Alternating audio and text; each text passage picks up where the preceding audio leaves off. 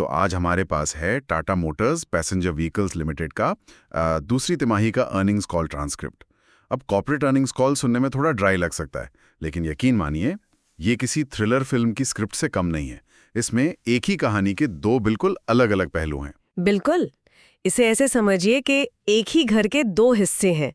एक हिस्से में आग लगी हुई है और सब कुछ बचाने की जद्दोजहद चल रही है, और दूसरे हिस्से में दिवाली की पार्टी हो रही है, वो भी अब तक की सबसे बड़ी। ये इतना बड़ा विरोधाभास है। हाँ, और आज हम इसी विरोधाभास की गहराइयों में उतरेंगे। हमारा मकसद ये समझना है कि कैसे एक ही कंपनी टाटा मोटर्स के दो चेहरे हैं। एक है इसका global luxury brand Jaguar land rover यानी JLR, और दूसरा है भारत का घरेलू चैंपियन टाटा पैसेंजर व्हीकल्स। और एक ही तिमाही में इनकी किस्मतें बिल्कुल अलग अलग दिशाओं में जा रही थी। और सवाल यही है, कैसा हुआ कैसे? एक तरफ एक बड़ा साइबर हमला है जिसने JLR को महीनों पीछे धकेल दिया, और दूसरी तरफ भारत में फेस्टिव सीजन और नई सरकारी नीतियों ने टाटा को बिक्री के नए रिकॉर्ड बनाने में मदद की। तो चलिए सबसे पहले उस कहानी से शुरू करते हैं जहां सब कुछ गलत हो रहा था, जगुआर लैंड रोवर और उस पर हुआ साइबर हमला। ये कोई छोटी मोटी हैकिंग नहीं थी, है ना? नहीं, बिल्कुल नहीं। ट्रांसक्रिप्ट के मुताबिक सितंबर का पूरा महीना उनके सिस्टम ठप रहे। पूरा महीना सोचकर देखिए, एक $multi-billion ग्लोबल कंपनी के लिए इसका क्या मतलब है। और टाइमिंग इससे ज्यादा खराब नहीं हो सकती थी। सितंबर यूके जैसे उनके घरेलू बाजार के लिए सबसे जरूरी महीनों में से एक होता है। ओहो, इस एक घटना ने JLR के रेवेन्यू में 24% की भारी गिरावट ला दी, और उन्हें लगभग 485 मिलियन पाउंड का टैक्स से पहले का घाटा हुआ। 485 मिलियन पाउंड्स? हाँ, और अंदाजा है कि इस वजह से करीब 50,000 गाड़ियों का प्रोडक्शन रुक गया। मैं ये सोच रहा था कि जब किसी इतनी बड़ी कंपनी के सिस्टम्स बंद हो जाते हैं तो करते क्या हैं? क्या सब कुछ थम जाता है? ट्रांसक्रिप्ट में इस बारे में कुछ बताया गया है। ये वाकई दिलचस्प है। उन्होंने एक तरह से टाइम में पीछे जाकर काम करना शुरू कर दिया। ट्रांसक्रिप्ट में बताया गया है कि उन्होंने हजारों इनवॉइस हाथ से प्रोसेस किए। हाथ से? मतलब पेपर और पेन पर। 2025 में एक ऑटोमोबाइल जायंट मैनुअल काम कर रहा था। उनकी पहली प्राथमिकता थी कस्टमर्स और डीलर्स। अच्छा, किसी भी तरह से पार्ट्स उन तक पहुंचाना ताकि जो गाड़ियां सड़कों पर हैं वो चलती रहें। मतलब पहले ग्राहक को संभालो, बाकी बाद में दिखेंगे। ये एक क्लासिक क्राइसिस मैनेजमेंट प्लेबुक जैसा लगता है। बिल्कुल। प्राथमिकता नंबर 2 थी सप्लायर्स को भुगतान करना। अगर आप अपने सप्लायर्स को पैसे नहीं देंगे तो पूरी सप्लाई चेन टूट जाएगी। सही बात है। और जब आप प्रोडक्शन दोबारा शुरू करना चाहेंगे तो आपके पास पार्ट्स ही नहीं होंगे। और तीसरी प्राथमिकता? प्रोडक्शन को वापस पटरी पर लाना, जो उन्होंने 8 अक्टूबर से शुरू भी कर दिया। अब उनके प्लांट्स लगभग फुल कैपेसिटी पे काम कर रहे हैं, लेकिन जो नुकसान हुआ वो तो हो गया। और ये नुकसान सिर्फ रुकी हुई सेल्स का नहीं था। ट्रांसक्रिप्ट में 238 मिलियन पाउंड्स के एक एक्सेप्शनल चार्ज का भी जिक्र है। ये क्या था? ये वो सीधी लागत है जो इस साइबर हमले से जुड़ी है। इसमें सिस्टम को रिकवर करने की कॉस्ट, कंसल्टेंट्स की फीस और वो सारा खर्च शामिल है जो इस संकट से निपटने में लगा। लेकिन इसमें एक और दिलचस्प चीज शामिल है, एक वॉलंटरी रिडंडेंसी प्रोग्राम का खर्च। मतलब लोगों को नौकरी से निकालना संकट के बीच में? हाँ, लगभग 500 मैनेजर और कर्मचारी इस स्कीम के तहत कंपनी छोड़ रहे हैं।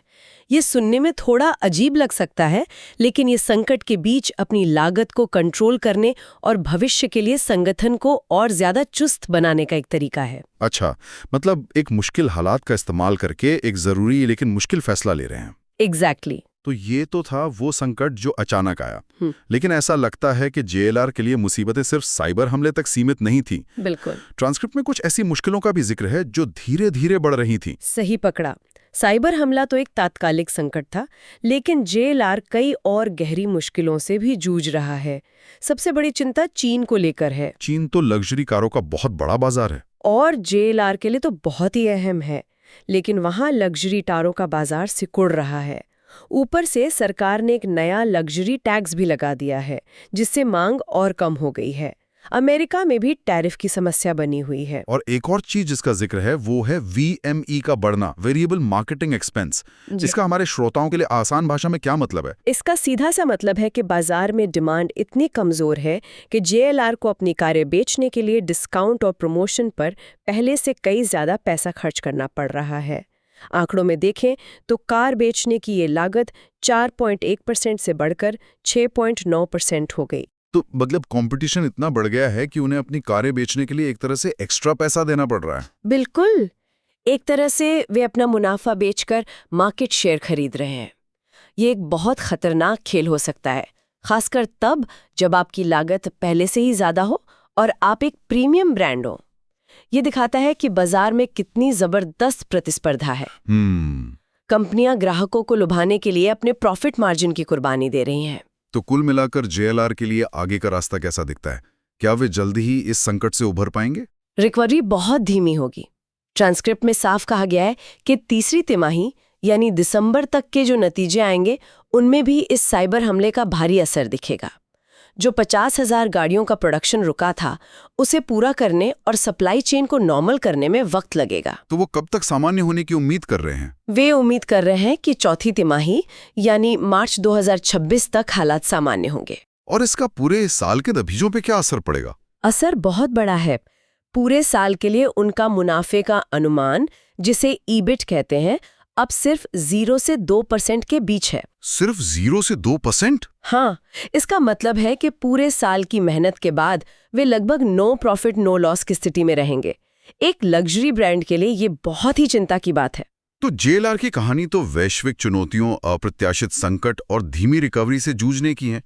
लेकिन दिलचस्प बात यह है कि जब अटलांटिक के उस पार ये सब चल रहा था, तब भारत में टाटा की कहानी बिल्कुल अलग लिखी जा रही थी। बिल्कुल अलग।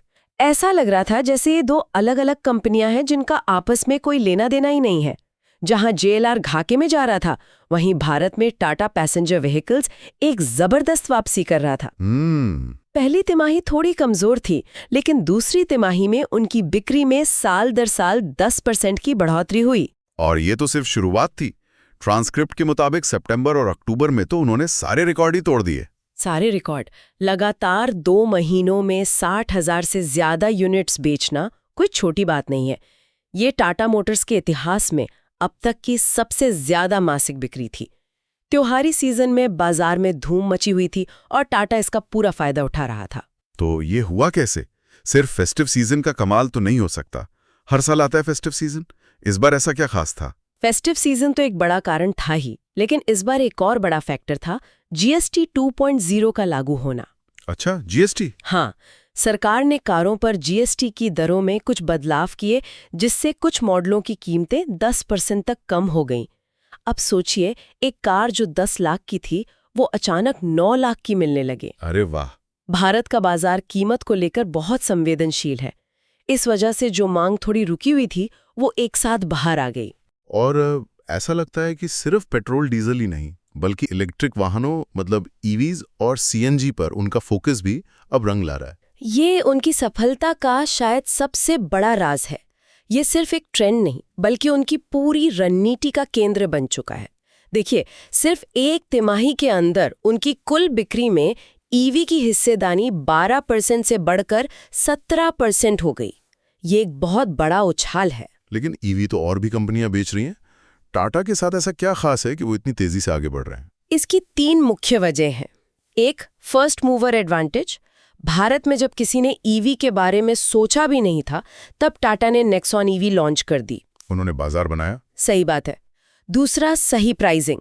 उन्होंने EV को एक लग्जरी आइटम की तरह नहीं, बल्कि एक प्रैक्टिकल विकल्प की तरह पेश किया। और तीसरा, इकोसिस्टम।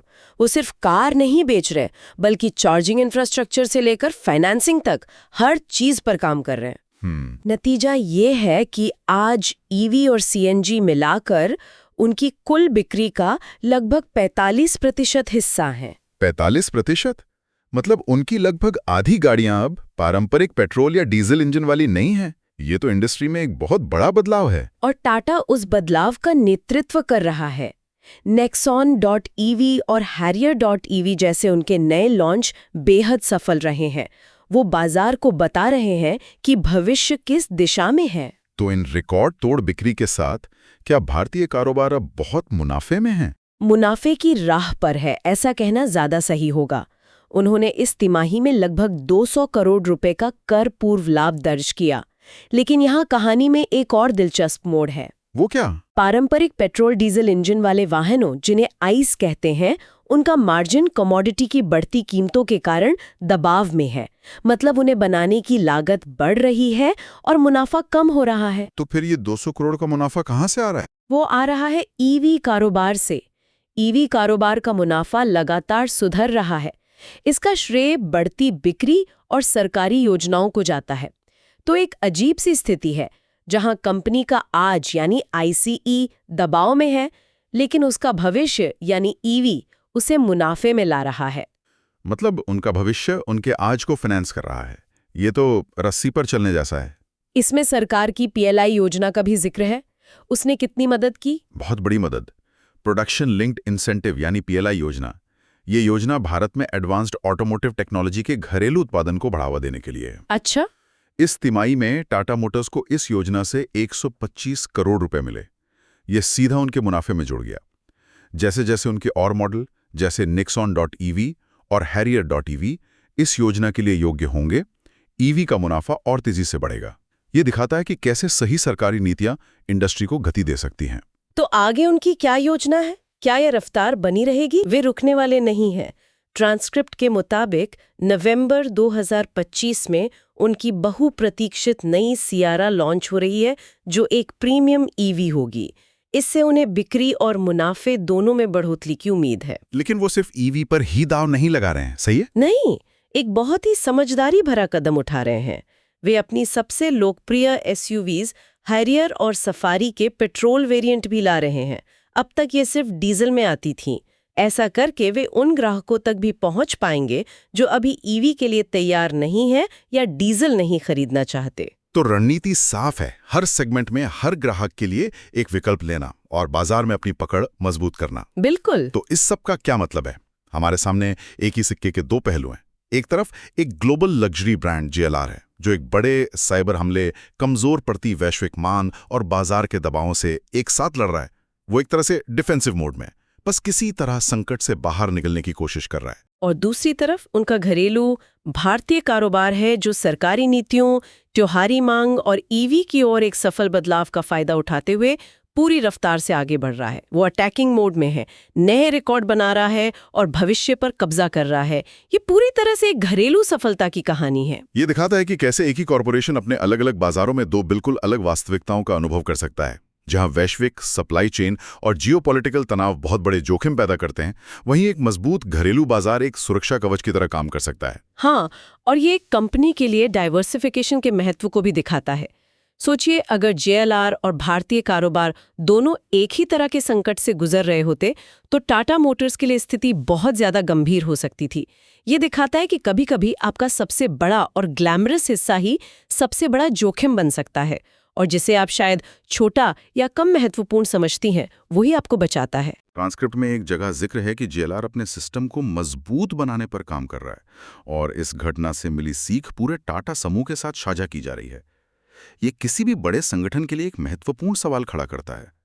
लगातार बढ़ते डिजिटल खतरों के इस युग में किसी कंपनी की असली ताकत किस बात में है? क्या उसकी ताकत सिर्फ उसके बचाव के तरीकों से मापी जाती है कि वो हमले को कैसे रोकती है, या फिर असली ताकत इस बात में है कि वो हमले के बाद कितनी जल्दी और कितनी मजबूती से वापस खड़ी होती है और उससे मिले दर्दनाक सबक को अपने पूरे संगठन के DNA में कैसे शामिल करती है?